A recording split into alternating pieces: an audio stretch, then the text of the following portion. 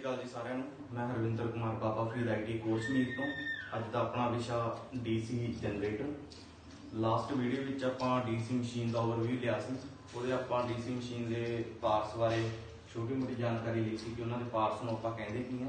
ਆਪਾਂ जी DC machine के ही एक भाग DC जनरेटर, दो भाग ने DC जनरेटर ते DC मोटर। अज ਆਪਾਂ DC जनरेटर बारे पढ़ांगे कि DC जनरेटर की हुंदा, उसका काम की हुंदा ਅਤੇ उसके जो भाग ने की भूमिका निभाते हैं अपने मशीन के प्रति। ठीक है जी, कि जो भी ये भाग ने इन्हों का की काम होंगे। तो अज आप पढ़ांगे DC जनरेटर होंदा की है। DC जनरेटर वो मशीन आ जिहड़ी कि यंत्रिक ऊर्जा नूं बिजली ऊर्जा में बदलती है। इसनूं आपां DC जनरेटर कहते हाँ।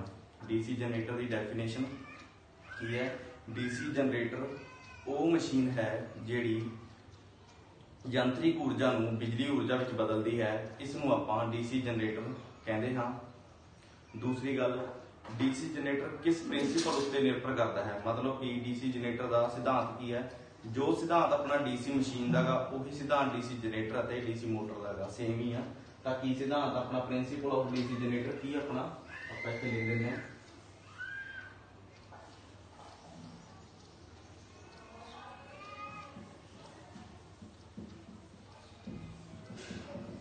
DC generator principal DC generator का अपना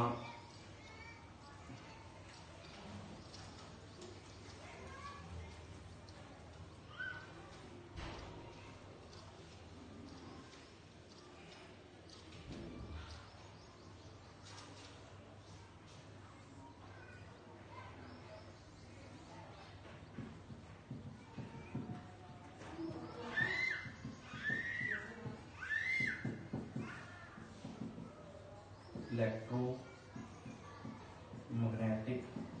इंडक्शन लॉ।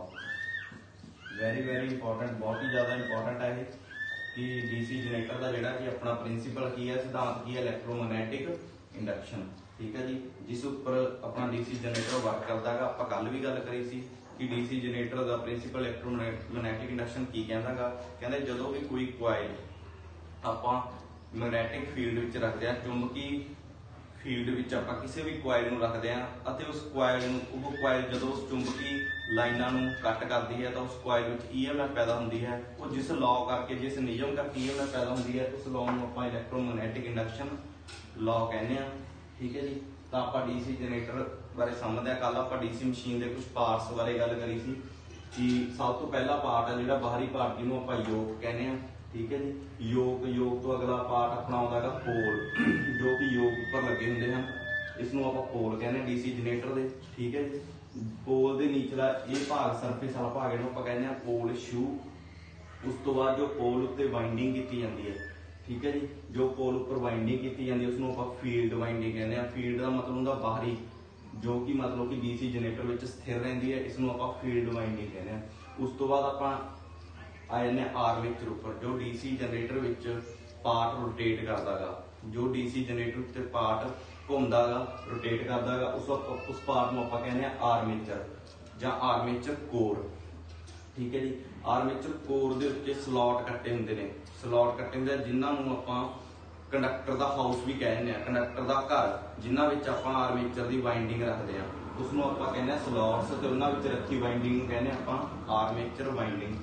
उस तो बाद आप ये जो आर्मेचर है ये अपना फिट किया होंगे शाफ्ट के उपर, जो कि अपने आर्मेचर को रोटेट करवाती है। शाफ्ट के उपर एक पार्ट्स लगे होंगे जिन्होंने आप कहने कम्यूटेटर, जो कि रोटेटिंग पार्ट आ। कम्यूटेटर आप कल गल करी सी, कम्यूटेटर AC टू DC और DC to AC vice versa दोनों काम करता है। AC टू DC भी चेंज करता है, DC नूं AC भी बदलता है, वाइस वर्सा मतलब कि दोनों काम करता है। आर्मेचर विच जिहड़ा कम्यूटेटर लग्या ये रोटेटिंग पार्ट आ, पर जिहड़े ब्रश हुंदे ने ये स्थिर हुंदे ने। ये जिवें मान लो आर्मेचर अपना इस उपर कम्यूटेटर कम्यूटेटर रोटेट कर रहा है, पर उस उपर ब्रश जिहड़े कि स्थिर रहेंगे, जो कि कम्यूटेटर उपर EMF बनूगी, करंट पैदा होगा, उसनूं की करना कलैक्ट करके स्टेटर तक लैके जाएंगे। ठीक है जी, तो आप विस्तार नाल गल करते हैं पार्ट्स बारे। बहुत ही वधिया तरीके नाल गल करांगे। पहला आपां गल करदे योग बारे जां मैग्नैटिक फ्रेम। योग की हुंदा गा, योग बारे गल कर रहे हैं आपां, बारी बारी से मतलब कि अपने नोट करी जाना गा। आपां जो भी गल्लां लिखांगे बहुत ही वधिया इंपॉर्टेंट गल्लां ने। पहला आपां गल करदे हां योग। योग नूं आपां की कहने आ, डीसी मशीन विच, डीसी जनरेटर विच योग है जिहड़ी कि बाहरी बॉडी जनरेटर दी बाहरी भाग, आउटर भाग, इसनूं आपां कहने आ योग। इहदा काम की है, ये जिहड़े इनर पार्ट ने अपने वाइंडिंग है, पोल शू है, इन्हां नूं सुरक्षा प्रदान करदा गा। इन्हां नूं की प्रदान करदा गा? सुरक्षा प्रदान करदा गा। अते दूसरा बहुत ही वधिया जिहड़ा इहदा काम आ वो की है, ये लो रिलक्टेंस पाथ प्रोवाइड करदा। आपां कल भी गल करी सी, लो रिलक्टेंस पाथ दा मतलब की हुंदा गा? लो रिलक्टेंस पाथ दा मतलब हुंदा गा जदों भी फील्ड वाइंडिंग नूं आपां ईएमएफ दवांगे, ये फ्लक्स बनावेगी, उस फ्लक्स नूं आर्मेचर तक पहुंचण लई घट तो घट रिलक्टेंस होनी चाहिए है। कहण दा भाव है कि जिवें AC supply which resistance current नूं अपोज करदी है, उसे तरह जो भी करंट तो फ्लक्स ईएमएफ बनदी है उसनूं अपोज कौन करदी है? रिलक्टेंस। रिलक्टेंस की हुंदा? एक आर्मेचर अते आर्मेचर अपना आर्मेचर अते स्टेटर, जिन्हों आपां कहंदे आ आर्मेचर ते फील्ड दे विचला एयर गैप, उसनूं आपां की कहंदे आ? रिलक्टेंस कहंदे आ। देखो एयर अपना आर्मेचर आ स्टेटर खड़ा रहिंदा, आर्मेचर अपना रोटेट करदा है। कहंदे जो इन्हां दे विच दा एयर गैप होगा वो रिलक्टेंस होगी, वो जिन्नी घट होगी उन्नी फ्लक्स अपनी स्ट्रॉन्ग बनेगी। ठीक है जी। फिर आप योग बारे गल कर रहे हैं कि योग जो कि अपनी छोटिया मशीनों लई कास्ट आयरन की बनती है। मटीरियल बारे भी आप गल कर रहे हैं कि बहुत ही वधिया तरीके नाल दस्सिया गया कि जो कि योग अपनी स्मॉल मशीन लई काहदी बनती है? Cast iron for small machine, small machine लई। Largely cast steel. ठीक है जी। जो आपां गल करी है कि योग या मैग्नैटिक फ्रेम है छोटिया मशीनों लिए अपने कास्ट आयरन का, लार्ज मशीन लिए काहदा बनता है? कास्ट स्टील का बनाया जाता है। उस तो बाद आपां अंदर आउंदे हां अगले पार्ट से पोल वाले। पोल का की काम है? पोल तुहानूं पता ही है, जिहड़ा पोल है ये योग के उत्ते फिट किया जाता है। पोल अपना किस ते फिट किया जाता है? योग के उत्ते फिट किया जाता है। ते पोल का काम की है? पोल जो अपनी फील्ड वाइंडिंग प्रोटैक्शन होल्ड करके रखता है, प्रोटैक्शन का प्रोवाइड करता ही करता, उसनूं होल्ड भी करके रखता है, उसनूं होल्ड करके रखता है। जो पोल अपना कास्ट, ये पोल जो अपना कास्ट स्टील दी, पोल दी जो कोर हुंदी है अपनी कास्ट स्टील दी बनी जाती है। काहदी बनती है? कास्ट स्टील दी। कास्ट स्टील दी बनाई जाती है। काहदी? अपनी पोल दी कोर। ठीक है जी। आप फिर रिपीट करते हैं योग का कि कास्ट आयरन का छोटिया मशीन लई, वड्डिया मशीन लई कास्ट स्टील का। पोल जिहड़ी अपनी कास्ट स्टील दे बनदे आ पोल आपां। ठीक है जी। 2 मिनट तक देख लेंगे आपां।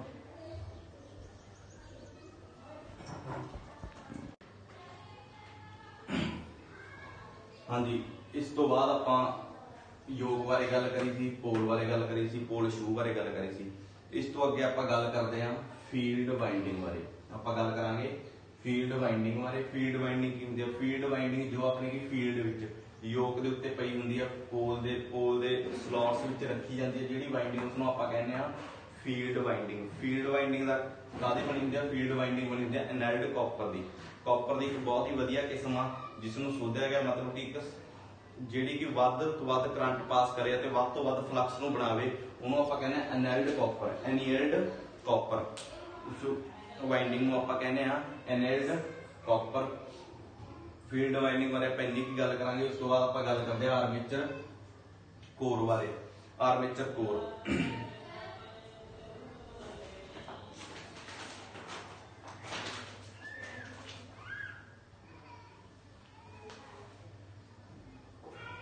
ਜਿਹੜੀ ਕਿ ਆਪਣੀ ਆਰਮੇਚਰ ਦੀ ਕੋਰ ਆ ਸਿਲੈਂਡਰਿਕਲੀ ਸ਼ੇਪ ਦੀ ਹੁੰਦੀ ਆ। ਜੋ ਵੀ ਆਪਣੀ ਆਰਮੇਚਰ ਦੀ ਕੋਰ ਆ ਸਿਲੈਂਡਰਿਕਲੀ मतलब कि गोल पूरी एक सिलेंड्रिकली शेप दी हुंदी अपनी जिहड़ी कि आर्मेचर दी कोर आ।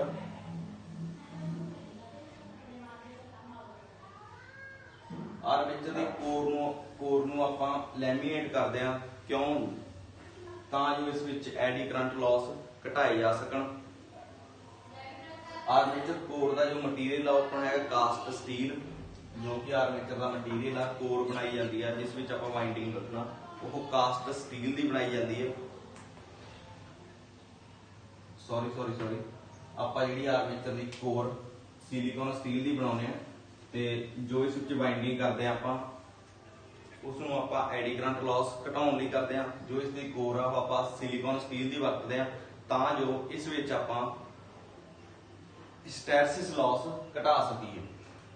उस तो बाद आपां गल करते हैं आर्मेचर वाइंडिंग की, जो कि इस विच रखी जाती है। आर्मेचर वाइंडिंग जो कि आर्मेचर का आपां बहुत ही ज़्यादा मुख्य भाग भी कह सकते हैं आर्मेचर वाइंडिंग नूं। जेकर आर्मेचर वाइंडिंग ही नहीं होगी तो आर्मेचर में EMF नहीं पैदा होनी। इस करके जो भी आर्मेचर की वाइंडिंग है वो बहुत ही ज़्यादा इंपॉर्टेंट रोल प्ले करती है इस DC जनरेटर में। ठीक है जी। उस तो बाद आपां गल करते हैं कम्यूटेटर बारे। कम्यूटेटर की चीज़ है? कम्यूटेटर वो भाग आ DC जनरेटर का जिहड़ा कि DC जनरेटर विच AC नूं DC विच बदलदा गा। मतलब कि जो जनरेटर विच EMF पैदा होंदी है वो AC पैदा होंदी है। जो जनरेटर विच DC जनरेटर विच EMF पैदा होंदी है और AC पैदा होंदी है, पर उस AC नूं आर्मेचर उपर जो कम्यूटेटर वो AC नूं DC विच बदल के अपने ब्रशिस नूं दिंदा। जो ब्रश अपने स्टेटर दे उत्ते लगे हुंदे इन्हां नूं ब्रश कहने आपां। ठीक है जी, उन्होंने दिंदा। तो उस तो बाद वो ब्रशां दे थ्रू जिहड़ा भी अपनी EMF वो स्टेटर तक जाती है। ठीक है जी। उस तो बाद आपां गल करदे ब्रशिस तुहानूं पता ही है ब्रशिस का मटीरियल हुंदा कार्बन दे बनाए जांदे ब्रशिस का मटीरियल हुंदा कार्बन। ठीक है जी। ब्रशिस का काम की है? ब्रशिस जो भी आर्मेचर अपने कम्यूटेटर उपर जो भी EMF करंट होगी उन्होंने कलैक्ट करन इकट्ठा करन दा काम करदा है अपना ब्रशिस। बहुत ही वधिया सैमी कंडक्टर है ये ब्रशिस। जो कार्बन है बहुत ही वधिया सैमी कंडक्टर है। ठीक है जी। कार्बन एक कंडक्टर नहीं है, एक सैमी कंडक्टर है। ठीक है जी। उस तो बाद आपां गल करते हैं शाफ्ट की। शाफ्ट एक रोटेटिंग पार्ट आर्मेचर विच जिस उपर अपने कम्यूटेटर या आर्मेचर कोर फिट की हुंदी है। शाफ्ट माइल्ड स्टील की बनाई जाती है, बहुत ही ठोस होंदी है।